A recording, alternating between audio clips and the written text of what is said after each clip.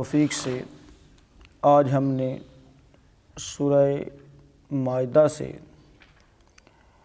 آیت نمبر 2 کی تلاوت کی ہے۔ دعا ہے اللہ رب العالمین ہمیں اس آیت مبارکہ کا معنی مفہوم سمجھنے کی توفیق عطا فرمائے۔ سورہ مائدہ، اس کا مختصر تعارف آپ بھائیوں کے سامنے کل رکھا تھا۔ لفظ مائدہ اس کا مطلب دسترخوان ہوتا ہے۔ سیدنا عیسیٰ علیہ السلام سے آپ کی قوم نے مطالبہ کیا کہ اللہ تعالیٰ سے دعا کیجیے، اللہ تعالیٰ ہمارے لیے کوئی دسترخوان نازل کرے بطور نشانی، اور اس پر قسم و انواع کے کھانے ہوں، اور ہم اس دسترخوان پہ بیٹھ کے کھائیں اور اللہ کی نعمتوں کا شکر ادا کریں، اور اللہ پر ہم ایمان لائیں گے۔ چونکہ اس سے پہلے بھی بہت ساری نشانیاں اور معجزات وہ قوم دیکھ چکی تھی، تو عیسیٰ علیہ السلام نے ان کو تھریٹ دی کہ بھئی یہ تو کوئی مطالبہ کوئی سوٹیبل نہیں ہے کہ دسترخوان آئے، اوپر قسم و انواع کے کھانے ہوں، اسی رج لائیے تو پھر ایمان لے آئیے۔ یہ کیا بات ہوئی؟ ایمان لانا ہے تو اللہ کی قدرتوں کو دیکھ کر لاؤ، ایمان لانا ہے تو اللہ رب العالمین کی نشانیوں کو دیکھ کر لاؤ۔ اگر تمہارا یہی مطالبہ ہے کہ دسترخوان آئے گا تو پھر ہی ہم ایمان لائیں گے، لیکن پھر یاد رکھو اگر دسترخوان آ گیا اور کوئی ایمان سے پیچھے رہ گیا، پھر اس کے بچے گا کچھ بھی نہیں۔ تو اس مطالبے پر آ کر وہ ڈر گئے، پریشان ہو گئے۔ تو بہرحال یہ ایک واقعہ اس کے اندر موجود ہے، اس لیے اس کا سورت کا نام جو ہے وہ اسی واقعے کی طرف منسوب ہے۔ کل یہ بات رہ گئی تھی۔ آج کا جو ہمارا سبق ہے، اس میں اللہ رب العالمین نے اپنی نشانیوں کی تعظیم کا حکم فرمایا ہے، اور یاد رکھیے قانون سازی اس کے اختیارات اللہ کے پاس ہیں، مکمل طور پر اختیارات کس کے پاس ہیں؟ اللہ کے پاس ہیں۔ اور پھر اللہ رب العالمین نے یہ اختیار قانون سازی کے اپنے رسول کو دیے ہیں، جیسا کہ پہلی آیت جو اس صورت کے ہم پڑھ کر آئے ہیں۔ اللہ رب العالمین نے فرمایا تمہارے اوپر چرنے والے جانور حلال ہیں سوائے ان کے جن کی تمہارے اوپر تلاوت کی جائے، یعنی جن کا نام لے کر نامینیشن اللہ یا اس کا رسول کر دے، وہ کیا ہو جائیں گے؟ حرام ہو جائیں گے۔ اب گھریلو گدھے کے متعلق اس کی جو حرمت ہے، یہ اللہ کے رسول صلی اللہ علیہ وسلم نے اس کو حرام قرار دیا ہے۔ تو گویا قانون سازی، حلت ہو، حرمت ہو، یا اس طرح سے دیگر چیزیں، تو وہ صرف اور صرف کس کا اختیار ہے؟ اللہ کا اور اس کے رسول کا۔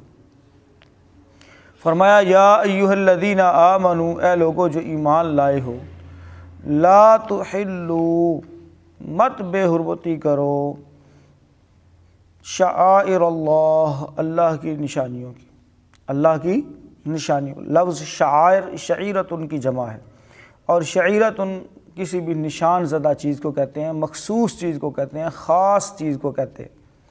فرمایا لا تحلوا، مت بے حرمتی کرو، شعائر اللہ، اللہ کی نشانیوں کی، ولا الشہر الحرام، اور نہ ہی حرمت والے مہینوں کی، حرمت والے مہینوں کی۔ جو حرمت والے مہینے ہیں وہ 4 ہیں، وہ آگے تشریح کے اندر ذکر کریں گے۔ ولا الشہر الحرام، اور نہ ہی حرمت والے مہینوں کی، ولا الہدی، اور نہ ہی ہدی کی۔ ہدی کہتے ہیں حرم کی قربانی کو، جو حاجی اپنے ساتھ لے کر جاتا ہے۔ ولا الہدی، اور نہ ہی ہدی کی۔ ولا القلائد، اور نہ ہی پٹے والے جانوروں کی، اور نہ ہی پٹے والے جانوروں کو، کیونکہ پٹے والے جانور بھی مخصوص ہوتے ہیں، وہ بھی خاص کیے ہوئے ہوتے ہیں۔ ولا، اور نہ ہی آمین البیت الحرام، اور نہ ہی حرمت والے گھر کا قصد کرنے والوں کی، یعنی ان مسافروں کی جن کا ٹارگٹ، جن کی منزل وہ اللہ کا گھر ہے، بیت اللہ ہے، اور ان کا وہ سفر کسی اور غرض و غایت کے لیے نہیں کر رہے، وہ حج اور عمرہ کے مقدس سفر پر ہیں، ان کی بھی بے حرمتی نہ کرو، یعنی ان کو لوٹ مار کرنا، ان کو ستانا یا دیگر۔ یبتغون، وہ تلاش کرتے ہیں فضلا من ربہم، اپنے رب کا فضل، و رضوانا، اور اس کی خوشنودی۔ ان کو گھر سے صرف اور صرف اللہ کے فضل اور اس کی خوشنودی کی تلاش نے نکالا ہے، وہ معاش کے لیے نہیں نکلے۔ تو ایسے لوگ بے ضرر لوگ ہیں، اللہ کی خوشنودی کے لیے جا رہے ہیں، تم ان کے ساتھ تعاون کرو، ان کو مہمان بناؤ، ان کو کھلاؤ پلاؤ، ان کے لیے سہولت آسانی، راستے میں آسانی دو۔ اگر یہ نہیں کر سکتے تو کم از کم اتنا تو کرو کہ ان کو ستاؤ نہ، ان کو تنگ نہ کرو۔ فرمایا وَإِذَا، اور جب حللتم، تم احرام کھول دو، فاصطادوا، تو شکار کر لو۔ وَإِذَا حللتم، اور جب تم احرام کھول دو، فاصطادوا، تو شکار کرو، یعنی شکار کر سکتے ہو۔ یہ محرم یعنی حاجی کے لیے یا عمرہ ادا کرنے والے کے لیے ایک رعایت ہے، ایک پابندی اور ایک رعایت۔ پابندی یہ تھی کہ جب احرام باندھ لیا تو پھر کسی قسم کا شکار نہیں کیا جا سکتا، اور آسانی یہ کہ جب احرام کھول دیا تو اب شکار کیا جا سکتا ہے، لیکن یہ شکار حدود حرم کے اندر نہیں کیا جا سکتا، یہ بات یاد رکھیں۔ اس میں آپ نے احرام باندھا ہوا ہے تب بھی، احرام نہیں باندھا ہوا تب بھی، دونوں طرح سے، ٹھیک ہے۔ وہاں کا جو رہائشی ہے وہ بھی وہاں شکار نہیں کر سکتا حدود حرم میں۔ تو فرمایا وَلَا يَجْرِمَنَّكُمْ، اور مت اکسائے تم کو، شنآن قوم، دشمنی کسی قوم کی، ان صدوکم، یہ کہ تم روکو ان کو، عن المسجد الحرام، مسجد حرام سے، مسجد حرام سے تمہیں کسی قوم کی دشمنی کی وجہ سے اس قوم کو نہ روکو، تمہیں یہ کوئی اکسائے نہ، یعنی اس بات پر تم کھلے عام دشمنی کی وجہ سے کہ یہ ہمارے دشمن ہیں لہٰذا ان کو مسجد حرام میں جانے نہیں دینا، تو یہ بات تمہارے اندر نہیں آنی چاہیے۔ فرمایا ان تعدو، اور یہ بھی کہ تم حد سے بڑھ جاؤ، یعنی حد سے بھی نہ بڑھو، اور کسی قوم کی دشمنی میں اس قوم کو بیت اللہ میں آنے سے بھی منع نہ کرو، یہ چیز تمہیں مجرم بنا دے گی۔ کیا بنا دے گی؟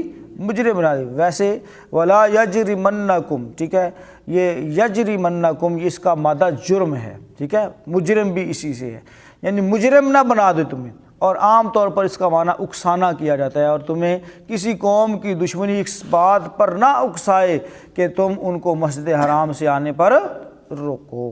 فرمایا وتعاونوا، اور تعاون کرو، علی البر والتقوی، نیکی اور پرہیزگاری کے کاموں میں۔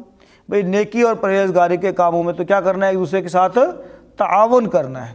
ولا تعاونوا، اور مت تعاون کرو، علی الاثم والعدوان، علی الاسم، اسم کہتے ہیں گناہ، عدوان زیادتی، گناہ اور زیادتی کے کاموں میں ایک دوسرے کی مدد ہرگز نہ کرو، ایک دوسرے کے ساتھ تعاون ہرگز نہ کرو۔ جو گناہ ہیں اور جو بدکاری کے کام ہیں، زیادتی کے کام ہے، فرمایا ان میں ایک دوسرے کے ساتھ ہرگز تعاون نہ کرو۔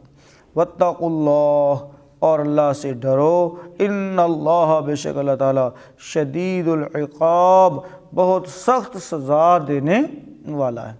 یاد رکھیں کسی بھی کام سے اگر کوئی چیز روک سکتی ہے تو وہ صرف اور صرف اللہ کا خوف ہے، اللہ کا خوف ہے، سزا کا خوف ہے، وہ سزا دنیا کی ہو یا پھر اسی طرح سے آخرت کی ہو۔ ترجمہ دوبارہ سے دیکھیں، یا ایھا الذین آمنوا، اے لوگو جو ایمان لائے ہو، لا تحلوا، مت بے حرمتی کرو، نہ بے حرمتی کرو، شعائر اللہ، اللہ کی نشانیوں کی، ولا الشہر الحرام، اور نہ ہی حرمت والے مہینوں کی، ولا الہدیہ، اور نہ ہی ہدی یعنی حرم کی قربانی کی، ولا القلائد، اور نہ ہی پٹے والے جانوروں کی، ولا آمین البیت الحرام، اور نہ ہی حرمت والے گھر کا قصد کرنے والے لوگوں کی، یعنی ان مسافروں کی جو صرف اور صرف بیت اللہ کی طرف زیارت کے لیے جا رہے ہیں، حج کے لیے جا رہے ہیں، عمرہ کے لیے جا رہے ہیں۔ یبتغون، وہ چاہتے ہیں، تلاش کرتے ہیں، فضلا من ربہم، اپنے رب کا فضل، ورضوانا، اور اس کی خوشنودی، یعنی ان کا ٹارگٹ، ان کی منزل بیت اللہ ہے، اور مطمع نظر ان کا اللہ کی خوشنودی اور اس کے فضل کی تلاش ہے۔ وَإِذَا حَلَلْتُمْ اور جب تم احرام کھول دو، حلال ہو جاؤ، فَاصْطَادُوا تو شکار کرو، یعنی تمہیں اجازت ہے۔ وہ پابندیاں جو تمہارے اوپر احرام کی وجہ سے تھی وہ ساری کی ساری ختم ہو گئیں۔ وَلَا يَجْرِمَنَّكُمْ اور نہ مجرم بنا دے اور نہ اکسائے تم کو شنآن قوم دشمنی کسی قوم کی، ان صدوکم یہ کہ تم روکو ان کو، عن المسجد الحرام مسجد حرام سے، ان تعتدوا اور زیادتی نہ کرو، یہ کہ حد سے بڑھ جاؤ، وتعاونوا اور مدد کرو، تعاون کرو، علی البر والتقوی نیکی اور پرہیزگاری کے کاموں میں، ولا تعاونوا علی الاثم والعدوان اور گناہ اور زیادتی کے کاموں میں ایک دوسرے کے ساتھ مدد نہ کرو، واتقوا اللہ اور ڈرو اللہ سے، ان اللہ بے شک اللہ تعالیٰ شدید العقاب سخت سزا دینے والا ہے۔ محترم بھائیو، اس آیت مبارکہ میں سب سے پہلے اللہ رب العالمین نے جن چیزوں کی تعظیم کرنی ہے، جن چیزوں کا ادب کرنا ہے، ان کا ذکر فرمایا، اور صاف ظاہر ہے جو ایمان والا ہے وہی تعظیم کرتا ہے، وہی ان چیزوں کا لحاظ رکھتا ہے، اور جس کے اندر ایمان ہی نہیں ہے اس کو نہ تو مخاطب کرنے کی ضرورت ہے اور نہ ہی اس سے کوئی خیر کی توقع ہے۔ جیسا کہ آپ نے دیکھا دنیا کے اندر اپنے آپ کو نہایت مہذب کہلانے والے طبقات مغرب نے دنیا کائنات میں سب سے عظیم انسان کے آئے روز کیسے کیسے کارٹون بنائے، کیسے کیسے خاکے شائع کیے، اسی طرح سے قرآن مجید کے ساتھ کیا کیا ظلم انہوں نے ڈھایا۔ صاف ظاہر ہے ان کے اندر نہ کوئی تعظیم ہے نہ کوئی ادب ہے۔ تو اللہ رب العالمین نے یہاں پر ایمان والوں کو مخاطب کیا کہ اے ایمان والو لا تحلوا شعائر اللہ، تم نے بے حرمتی نہیں کرنی اللہ کی نشانیوں کی۔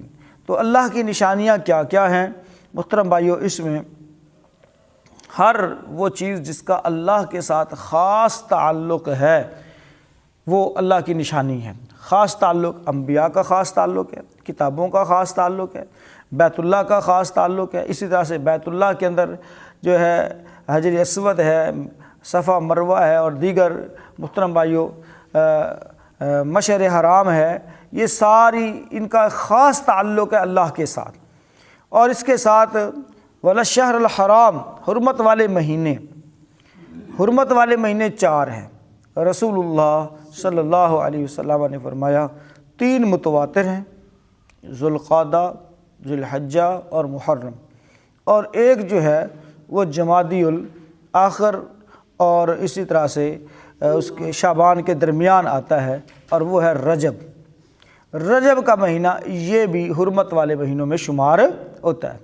محترم بھائیو، یہ 4 مہینے ان کی تعظیم جب سے اللہ تعالیٰ نے زمین و آسمان کو بنایا ہے اسی وقت سے مہینوں کی تعداد 12 رکھی اور 4 ان میں حرمت والے بنائے، اور ان 4 حرمت والے بنانے کا مقصد یہ تھا کہ ان میں لوگ سفر کر کے حج بیت اللہ، عمرہ وغیرہ اچھے طریقے سے ادا کر سکے۔ پیدل سفر ہوتے تھے لوگ، جناب جاتے جاتے مہینہ لگ جاتا، واپس آتے آتے مہینہ لگ جاتا، کچھ دیر وہاں ٹھہرتے تھے۔ تو آج بھی اگر آپ سفر حج کے لیے جائیں تو آپ کے لیے کتنے دن درکار ہونے چاہیے؟ کم از کم 40 دن۔ ہاں جی، اس سے کم بھی بندہ ویسے جو قریب ترین لوگ ہیں وہ آ جا سکتے ہیں، لیکن پھر بھی اتنی جدید سہولتوں کے باوجود بھی سارے لوگوں کا وہاں یکمشت جانا اور سارے لوگوں کا وہاں سے یکمشت واپس نکلنا فی الفور یہ ممکن ہی نہیں ہے۔ تو اس کے لیے بھی اس وقت بھی کم سمجھ لیں کہ مہینہ سوا مہینہ ضرورت ہے۔ تو جب پیدل سفر تھے تو اس وقت تو 2-3 مہینے لگ ہی جاتے تھے، تو اس لیے اللہ تعالیٰ نے یہ 3 مہینے سفر حج کے لیے رکھے اور ان کو حرمت والا قرار دیا تاکہ حاجیوں کو لوگ ستائیں نہ ان مہینوں کی تعظیم کی وجہ سے۔ اور یہاں پر اللہ رب العالمین نے یہ بھی واضح کر دیا کہ جس طرح سے تم حرمت والے مہینے کی تعظیم کرتے ہو ایسے ہی حاجی کی تعظیم بھی ضروری ہے، کیونکہ وہ اللہ کا مہمان جا رہا ہے، اللہ کا مہمان جا رہا ہے، اس کی تعظیم بھی ضروری ہے۔ اس کو ستانا، لوٹ مار کرنا یا اسی طرح سے اس کو ڈکیٹی کرنا، دیگر جتنی بھی چیزیں ہیں ان سے بچنا ہے کیوں، اور اس کی تعظیم کرنی ہے، اس کا ادب کرنا ہے کہ یہ اللہ کا مہمان جا رہا ہے۔ صاف ظاہر ہم اپنے گھر میں آئے ہوئے مہمان کی عزت کرتے ہیں کہ نہیں کرتے؟ اپنے گھر میں آئے ہوئے مہمان کی عزت کرتے ہیں، آؤ بھگت کرتے ہیں، اس کا خیال رکھتے ہیں، اس کی دل آزاری والی کوئی بات نہیں کرتے۔ تو جو اللہ کا مہمان ہو، کیا خیال ہے، اس کے ساتھ جیسا مرضی سلوک کرے؟ نہیں، فرمایا اس کا ادب کرنا ہے۔ کیا کرنا ہے؟ ادب کرنا ہے، اس کی تعظیم کرنی ہے، بے حرمتی نہیں کرنی۔ اور اسی طرح سے جو اللہ کا مہمان جا رہا ہے وہ اپنے ساتھ کچھ گفٹ بھی لے کر جا رہا ہے، کچھ تحفے تحائف لے کر جا رہا ہے، اور وہ ہے قربانی کے جانور۔